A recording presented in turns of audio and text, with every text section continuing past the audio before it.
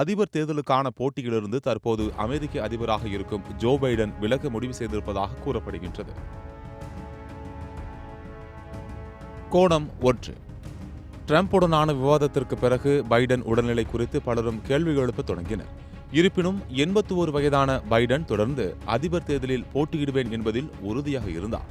ஆனால் அதிபர் மாளிகைக்கு பார்க்கின்சன் நோய் நிபுணர் வந்தது, கொரோனாவால் பாதிக்கப்பட்டது என்று சரமாரியாக வெளியான பிரச்சினைகளால் பைடனுக்கு கடுமையான அழுத்தம் தந்து அதிபர் போட்டியிலிருந்து விலக நிர்பந்தம் தரப்பட்டுள்ளது.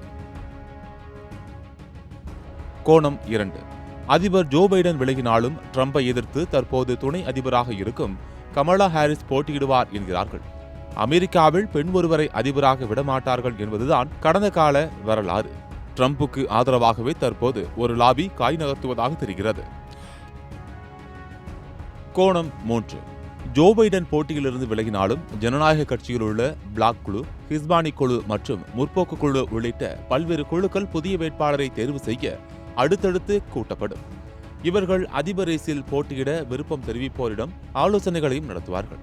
இதன் மூலம் அதிபர் தேர்தலில் போட்டியிடுவார் என கூறப்படும் கமலா ஹாரிஸ் கூட நிராகரிக்கப்படலாம். கோணம் 4.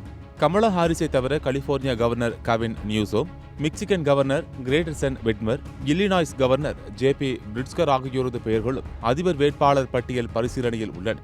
ஆனால் இவர்கள் யாருமே ட்ரம்ப் அளவுக்கு பாப்புலரான பிரமுகர்கள் இல்லை என்பது குறிப்பிடத்தக்கது. கோணம் 5. ஜோ பைடன் விலகினால் கமலா ஹாரிஸை சமாதானப்படுத்தவும் இந்திய ஆப்பிரிக்க வம்சாவளியினரின் ஆதரவை பெறவும் அவரையே மீண்டும் துணை அதிபர் வேட்பாளராக நிறுத்துவார்கள்.